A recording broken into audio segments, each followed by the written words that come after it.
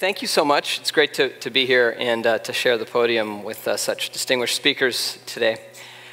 Before moving to Vancouver, I worked in the city of Chicago, so I'd like to tell you just a couple stories about that work. And I'd like to talk about equity and economy and governance. And since you asked, Matthias, I'm going to give you some suggestions of how a firm like yours can help cities like ours that are trying to make this change. So I'm going to close with that. Are there any people that work for government here?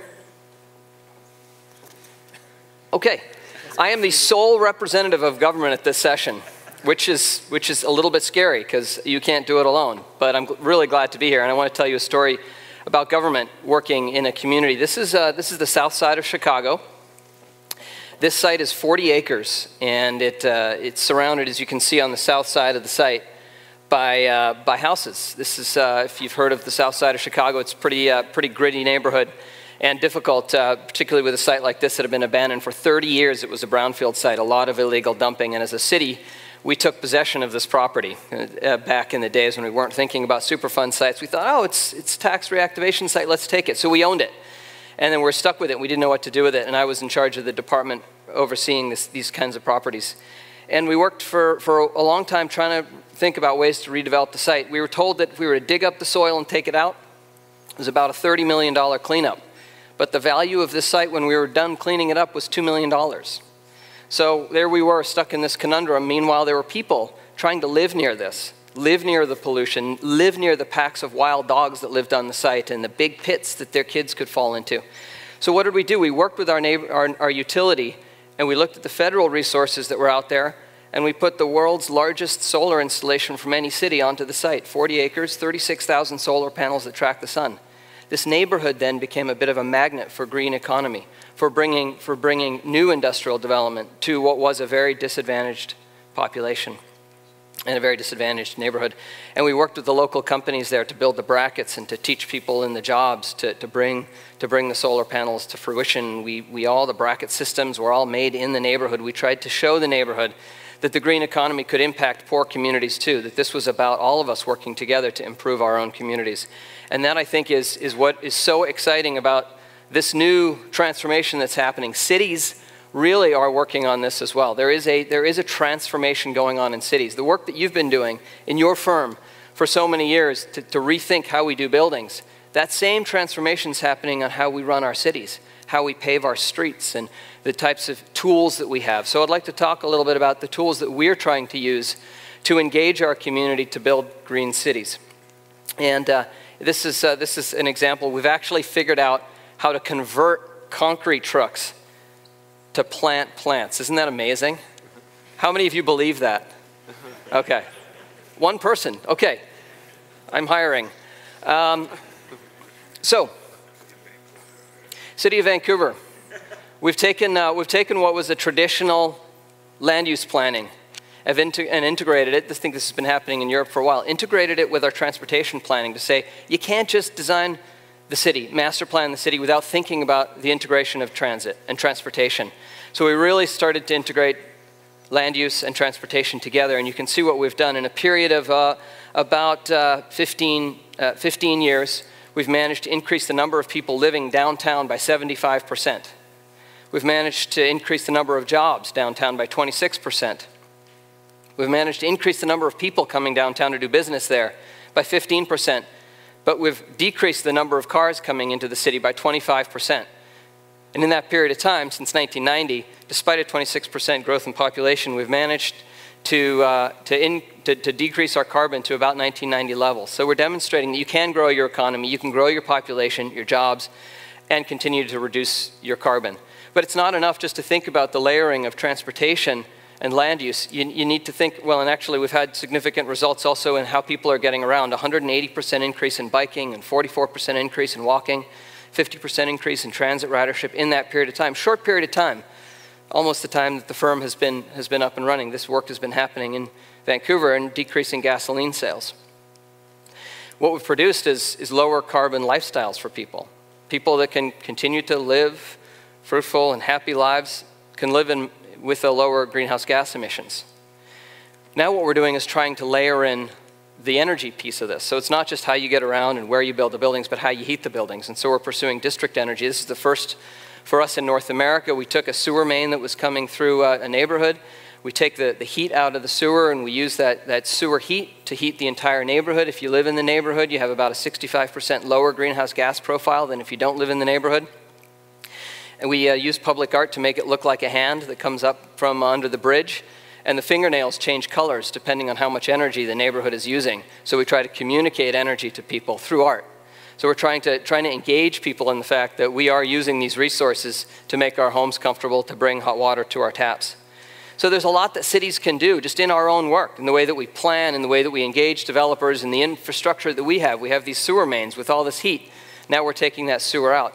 So there are things that we can do. We can also use our own infrastructure to grow food, for instance. We have all this land across the city. We had a parking garage. I showed you we've got a decrease in cars coming to downtown. Well, we own many of the parking garages, and now they're vacant, 20 to 50% vacancies in parking garages. And now we're actually leasing the roofs of those parking garages to grow food. And we will have the first economically viable vertical farm in the world where actually 6,000 square feet, they will grow 190,000 pounds of produce, which will create green jobs to feed the people in that neighborhood. So we're using this old infrastructure now, revitalizing it for new purposes. And that's the kinds of things cities can do.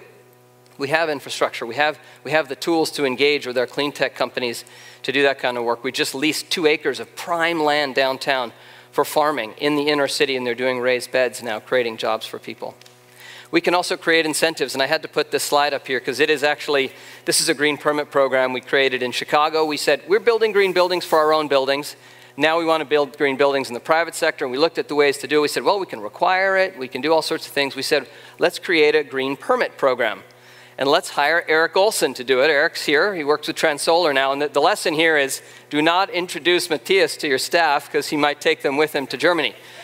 Eric Olson was running this program for us. What we did, with this simple program, no mandates, we got more buildings underway in Chicago than any other city in North America by creating a simple incentive. We said you get a faster building permit and we'll waive some of your fees. And you get a big sign up on the site that shows that you're going through the city's process, and you get Eric or staff working with you to do that. So we create some incentives. And then we think about the bigger picture. How do you put these pieces together to use the other tools that you have? Building codes as an example. We talked about 2% of buildings are designed by architects, but many more of them are required to meet building codes. So we can use those tools as a city to engage those projects. We can use our zoning. So now we say if you're going through a zoning process in the city of Vancouver, you have to do a feasibility study for district energy.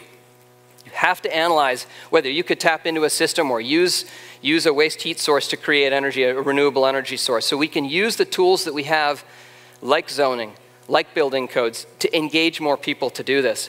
And that's a little bit of where I start to, I guess, transition into what it's going to take to move forward, because there are major challenges for cities in doing this work.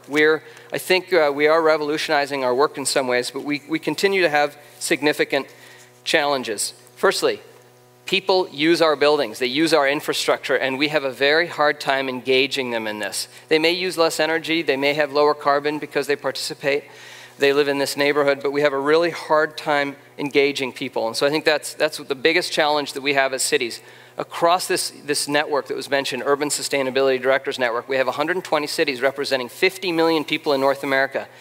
And they're all people like me on the ground trying to change things within cities. The number one challenge we have, engaging with our residents, trying to get them to think about where their food comes from or how they're getting around. So we tinker at the edges to try to make changes, but we need to figure out how to engage people, and I think that's a challenge that you can help us with. Second challenge, existing buildings. We have tools to get new buildings on board, but existing buildings, they use so much energy, they impact our lives. How do we get the existing buildings on board? And then the second is, how do we use the third challenge is, how do we use each new development, each new project that you do to catalyze a ripple across the neighborhood to create green neighborhoods, not just green buildings?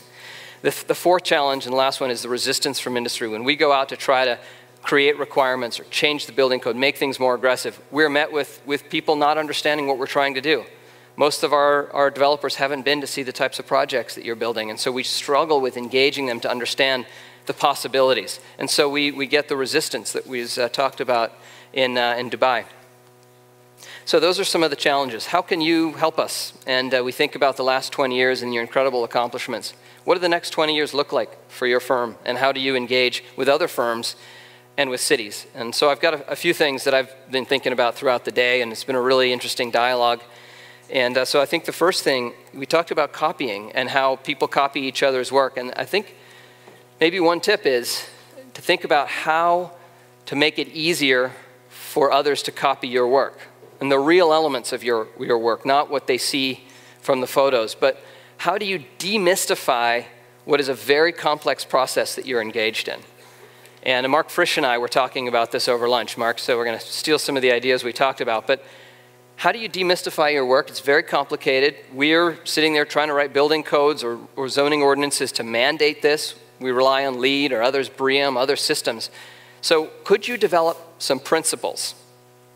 Could you develop some basic principles that are of course, they're place-specific, they're culturally specific, they need to recognize the unique place, but could you develop some principles that would outline your approach and the process that others could adopt? And then could you build some buildings around the world that would be examples of that? I mean, I think about the Wiesenhof that was talked about earlier. Is there a next generation of that isn't about going to a place to see it, but it's virtual, and you could tie in an exhibit that went around the world, that you could do workshops, you could go into academia and really start to get this message out. I think for me, the next 20 years for you would be amplification. When you come, or any of your staff come to a city to work on a project, whether it's Vancouver or Singapore, you should send a letter before to the mayor and say, we would be happy to meet with you and share with you some of the work that's happening in Europe that might impact your work, and give them tips. Walk through those principles so that they can adopt them for their own city. Because right now we're adopting LEED and we're adopting what we have, but the next set of principles could be a roadmap for cities and others to follow. So when you work with a firm, maybe you've got a series of workshops that you offer for free to engage people in this kind of approach. So that's the first thing I'd say, is make it easier to copy your work. The second thing is share it. And it's an exhibit or it's curriculum for courses in universities, but find ways to get that out more readily available so that you're pushing your game and you're encouraging others to do that. And then the last thing I'd say is the students are critical to this. And you talked about that, you're teaching, but as a city, we're trying to engage our own students who are coming out of the academic institutions. We launched a program this year called City Studio. We see so many of our students going off to do exchange programs elsewhere in the world, and we said, how do we keep them here to work with us? So we actually created something called City Studio. It's city offices. We got our 6 academic institutions of higher learning to work with each other. You get credit. It's a year-long program, and you come and you work out of city offices to take on the challenges of our Greenest City Action Plan. And so now they're out and they're redesigning neighborhoods, and then they're getting our city workers, and we're going and taking out streets and putting in art that they talked about. One thing they just built was a frame. They went and saw an orphan space in our city, and they said, we need to frame this. So they built a frame and we installed it, closed down the street, and so now you can walk up and see the mountains framed through an empty frame. And they're talking about how do we engage with our city. So the students are bringing a fresh new perspective, and I wonder, how could you do more as a community and in your firm to engage students so that they're coming out and they're not interns, they're not lower in the organization, they're leading. So those are some of the thoughts that I have for you as a firm. Don't go into politics, don't go into development, keep up the great work, and find ways to help cities do this more and engage and shape those policies. Thank you very much.